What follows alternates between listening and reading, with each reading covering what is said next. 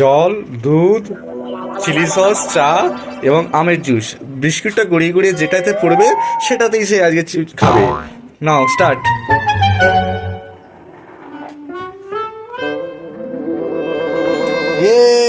তুমি চা দিয়ে খেতে পারবে। চা চা বিস্কুট এটা তোমার ভাগে। চিলি সসে পড়েছে, খেতে হবে চিলি সস। রিভু কি পারবে? দেখা যাক। রিভু পারছে না, আবার চিলি সসে পড়েছে। রিভু খাওয়ার চেষ্টা করো, দেখি পরে নাকি চা পড়েছে, দেখি জুসে পড়েছে।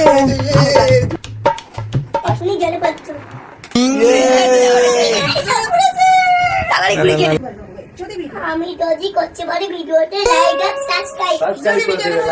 সাবস্ক্রাইব করে দেবেন।